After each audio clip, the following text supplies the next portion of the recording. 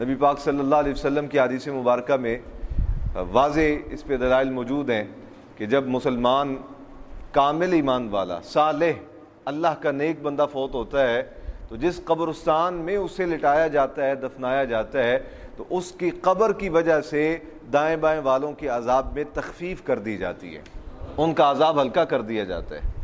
تو اس دعا سے مفسرین فرماتے ہیں دو جہتیں ہیں، ایک یہ کہ ہم زندہ رہیں تو نیکوں کے ساتھ رہیں، اور بعد از وفات ہماری جو تدفین ہے وہ نیکوں کے ساتھ ہو۔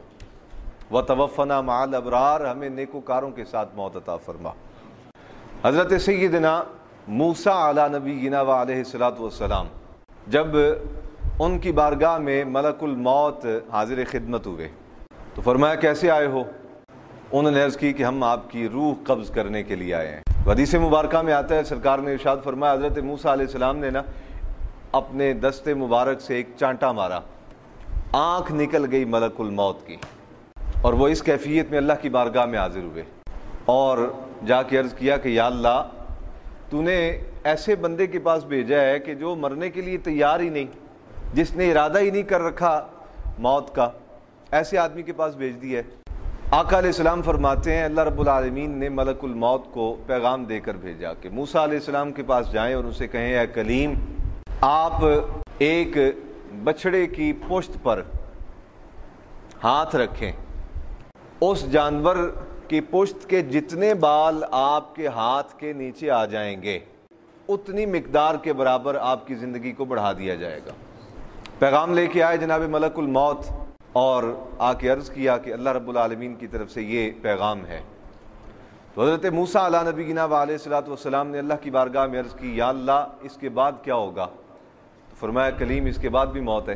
تو عرض کیا یا اللہ اگر اس کے بعد بھی موت ہے تو پھر ابھی آ جائے، مجھے میں تیار ہوں جانے کے لیے، ابھی آ جائے۔ لیکن وہاں حضرت موسیٰ علیہ نبینا وعلیہ الصلوۃ والسلام نے ایک دعا فرمائی، عرض کیا یا اللہ مجھے بیت المقدس سے قبلہ اول اس سے اتنا دور کر دے کہ جتنا کوئی شخص پتھر اٹھائے اور ہاتھ کی قوت سے پھینکے، جتنی دور پتھر جاتا ہے مجھے بیت المقدس سے صرف اتنا دور کر دے، وہاں مجھے موت آ جائے۔ یہ دعا کیوں کی؟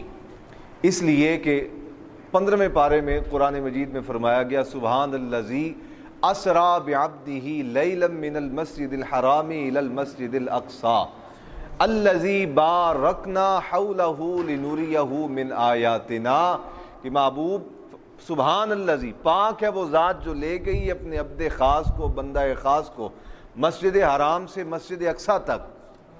یہ مسجد اقصیٰ کیوں لے جایا گیا؟ معراج کی رات تو حضور کو سفر جو ہے وہ سدرۃ المنتہا اور لامکان تک کروانا تھا، تو مسجد حرام سے مسجد اقصیٰ کیوں لے جایا گیا؟ قرآن نے خود بیان کیا، اس لیے لے جایا گیا کہ الذی بارکنا حولہ لنریہ من آیاتنا، کہ اس مسجد اقصیٰ کے دائیں بائیں اللہ کی نشانیاں ہیں، اور الذی بارکنا، اللہ فرماتا ہے اس مسجد اقصیٰ کے دائیں بائیں ہماری برکتیں ہیں۔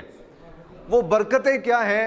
آقا علیہ السلام نے ارشاد فرمایا وہ مجھ سے قبل انبیاء کرام علیہم السلام اور رسول اعظام کی قبریں ہیں جن کو اللہ کے قرآن نے برکتیں فرمایا ہے۔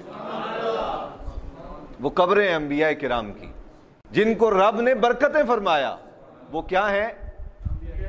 قبریں، قبریں انبیاء کرام کی، رسول اعظام کی قبریں ہیں، ان کے مزارات ہیں۔ اللہ کا قرآن کہہ رہا ہے کہ اس کی دائیں بائیں ہم نے برکتیں رکھی ہیں، اس لیے محبوب ان برکتوں کی زیارت کے لیے آپ کو حرم شریف سے بیت المقدس لے جایا گیا ہے۔ تو حضرت موسیٰ علیہ السلام نے اس لمحے دعا کی یا اللہ مجھے بیت المقدس سے اتنا دور فرما دے کہ جتنا کوئی شخص ہاتھ سے پتھر پھینکے جتنی دور جا کے وہ گرتا ہے اتنی دور مجھے بیت المقدس سے فرما دے، اور پھر میری موت کا وقت لے آ۔ اللہ رب العالمین نے مومنین کی دعا کا ذکر فرمایا کہ وہ کہتے ہیں وَتَوَفَّنَا مَعَ الْأَبْرَارِ، یا اللہ مجھے موت دے تو نیکوکاروں کے ساتھ۔ یہ اللہ کے نیک بندوں کی قبروں پہ جانا، ان کے مزارات اور ان کی قبروں کے احاطوں کے ساتھ اور ان احاطوں کے اندر دفن ہونے کی خواہش رکھنا غیر شرعی نہیں، یہ اللہ کے قرآن کے مطابق حضرت موسیٰ علیہ نبینا علیہ الصلوۃ والسلام اور سرکار کے فرمان کے مطابق اللہ کے نبی حضرت موسیٰ کی دعا کی پیروی میں ہوتا ہے، ان کی دعا کی اتباع میں ہوتا ہے۔